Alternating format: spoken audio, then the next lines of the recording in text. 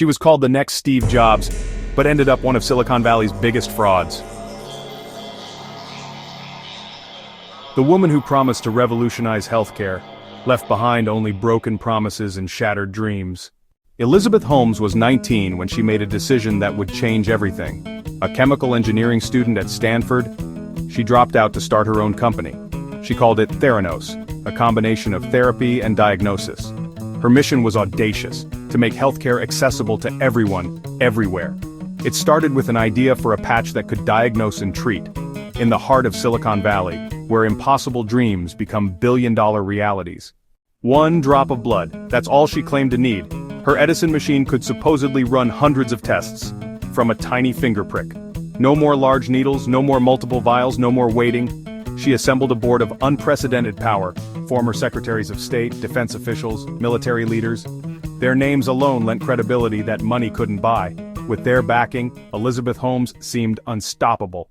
The media fell in love with her story. By 2014, Theranos was worth $9 billion. She became the youngest self-made female billionaire in the world. Sharing stages with presidents and world leaders, major partnerships with Walgreens promised to bring her technology to thousands of stores. The revolution seemed imminent. Elizabeth Holmes had achieved the impossible. But behind the gleaming facade, a different story was unfolding. The company operated under a culture of secrecy and fear. Departments were siloed, employees forbidden from communicating about their work. Dissent was not tolerated. The Edison machines were catastrophic failures. Instead, they secretly used conventional machines from companies like Siemens. Tiny samples were diluted, compromising accuracy. Demonstrations for investors were elaborate fakes. Tyler Schultz, grandson of board member George Schultz, couldn't stay silent. He contacted Wall Street Journal reporter John Carreyrou. Carreyrou was methodical and relentless. He corroborated the story with dozens of former employees. In October 2015, the dam broke. Holmes went on the offensive, calling the allegations lies, but the narrative was no longer under her control.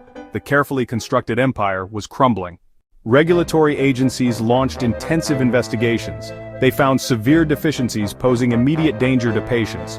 Walgreens terminated their partnership and sued for breach of contract. The $9 billion company was now worthless.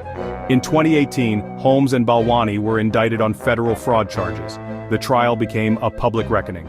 In January 2022, Holmes was found guilty on 4 counts. She was sentenced to more than 11 years in federal prison. The empty labs now stand as monuments to broken promises. A drop of blood promised to change the world, but ended up staining the history of Silicon Valley. The echoes of its collapse continue to reverberate, a permanent warning in the heart of innovation.